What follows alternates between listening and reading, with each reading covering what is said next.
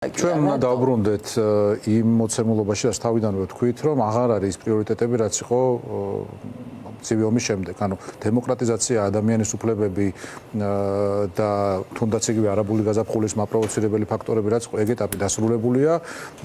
ამერიკას კონკრეტულ ქვეყნებში აქვს კონკრეტული მიზნები. ხო, ეს მიზნები თუ შესრულდება, არაინტერესებს იქ მაჩადო ერქმევა თუ არ ვიცი რა ქვია, მადუროს მოადგილე დელსი როდრიგესი. კი ბატონო, ამ ხალხს. რომელსაც CIA შეფიშახდა გუშინ. კი ბატონო, ხო, ანუ შესაბამისად მათთვის ეს იქნება მისაღები. ხა ჩვენთვის საფრთხე ამ ვითარებაში და ამ პოლიტიკის შემთხვევაში ის არის, რომ თუ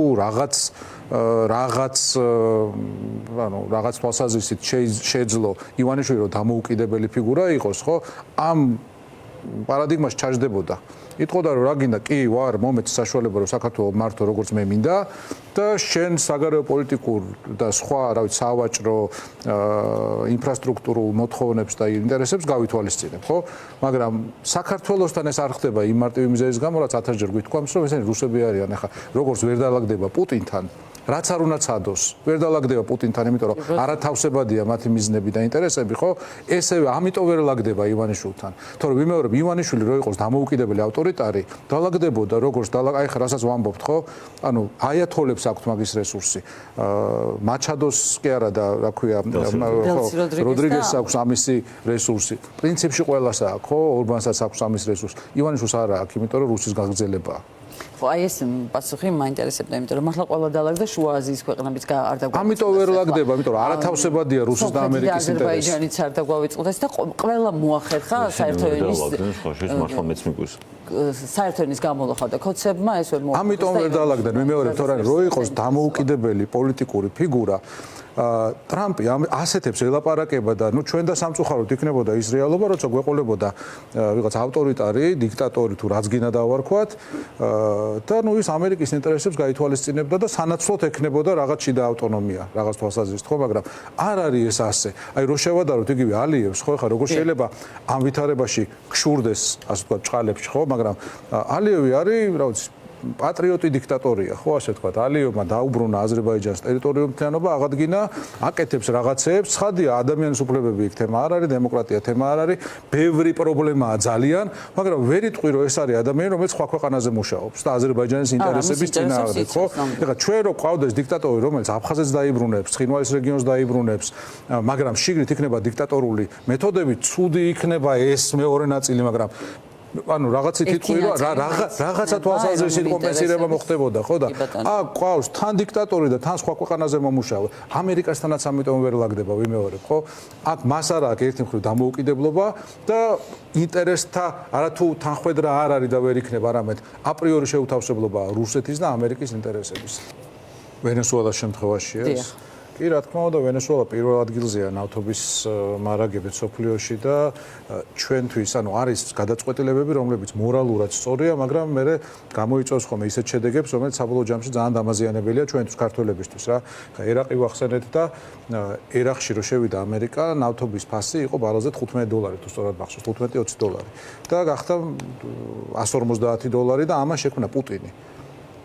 ნავთობ დოლარები ამან შექმნა პუტინი, რომელსაც გაეზარდა მადან, ის ავადმყოფი, რომელიც იყო იმთავითვე და რომელიც იყო ტერორისტი, და ტერორისტებზე საუბრობდით და გავიხსენოთ რეები აკეთა პუტინმა, ხო? ის რაც გავანებოთ თავი ბერლინის ცენტრში მკვლელობას და ლონდონში ლიტვინენკოს პოლონიუმის მკვლელობას და სკრიპალების მოწამვლას და ასე შემდეგ, ანუ აი მაგალითად როგორ მუშაობს რუსული დიპლომატია. დიპლომატიური პოსტით გააგზავნეს ყატარში ბომბი, რომელიც მე რუსმა ეგრეთ წოდებულმა დიპლომატებმა მანქანის ქვეშ დაუდევს მამაშვილ იანდარბიევებს და ააფეთქეს. ანუ ჩვეულებრივი ტერორისტი ეს არის ყველაზე უფრო ბანალური გაგებით ტერორიზმი, ეს გააკეთეს რუსმა დიპლომატებმა ეგრეთ წოდებულებმა. ეს ხალხი რო დაიჭირეს რაქნა რუსეთმა საპასუხოდ აიყვანა მძევლად ყატარის მოჭიდავეთა ნაკრები, რომელიც იმყოფებოდა მოსკოვში და გაცვალეს. ანუ აი ჩვეულებრივი ტერორისტია ტიპი და ამას ელაპარაკებოდა დასავლეთი 2022 წლამდე კი არა და დღესაც კი მიდის საუბარი რომ პუტინთან ხო არ განვაახლოთ პირდაპირი ისინი რა ქვია კონტაქტები, ხო?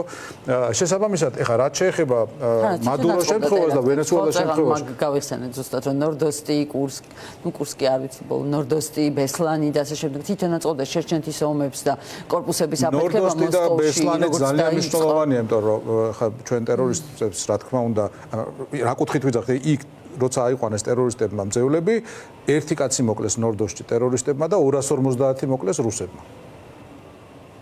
300 ბავშვი მოკლა პუტინმა ბესლანში. ანუ აი არა ადამიანები არიან ესენი. რაც შეეხება ვენესუელას მაგალითს, ანუ ამან უკვე გამოიწვია ის, რომ თუ სწორად მახსოვს $29 არის ბარელი ნავთობის ფასი ჩამოსული და რუსული ბიუჯეტი გათვლილი იყო $59-ზე. ანუ ბიუჯეტს ვერ ავსებენ ჩვეულებრივად და ივანიშვილის რეჟიმი გვეუბნება, რომ რუსეთი უძლებელია. არა, ჩვეულებრივად მათ ეკნებათ და აქვთ უკვე ხელფასების და პენსიების და ჩვეულებრივად აი ამ ბრძოლოს შენახვის პრობლემა. ძალიან დიდი პრობლემა ექნება, შესაბამისად ეს ჩვენთვის ამხრივაც კარგია. ვიმეორებ ჩვენ რო ყავდეს ეროვნული რეჟიმი, აი ხელისუფლება კი არა, ეროვნული, მაგრამ რეჟიმი, ხო? ამას გამოიყენ მრავალი პლასტი არსებობს, სადაც შეიძლება ეს გამოიყენოს აშენოთ. თავი დავანებოთ იმას, რომ აფხაზეთის და ცხინვალის რეგიონის აღიარების უკან წაღებაზე რო შეგელია, ილობირო, მაგრამ კონტაქტიც კი არ ყოფილა ამაზე. კონტაქტიც კი არ ყოფილა, ვერ ელაპარაკებიან, არ ელაპარაკებიან, ახლა საცალია მაკაბოჭორიშვილს ამისთვის, ხო, ალბათ ნარადებს არჩევს და სადღაც ახლო აღმოსავლეთს კი შორეული აღმოსავლეთისკენ იყურება, ეგებ ვიღაცა მიიღოს, ან 57-დან ჩავა უნგრეთში. ხან ირანში რო ვერ ჩავლენ, ეს პრობლემა აქვთ. ხო, შესაბამისად, მოდი ასე შევხედოთ, კი ბატონო, ჩვენთვის ქართველებისთვის ძალიან რთული რეალობაა, მაგრამ ხოცებისთვის კიდევ უარესი რეალობაა. ანუ მათ პატრონებს და მათ პარტნიორებს ძალიან უჭირთ მთელი მსოფლიოს მასშტაბით. დღეს განსაკუთრებულად შეუტიეს გერმანიის ელჩს.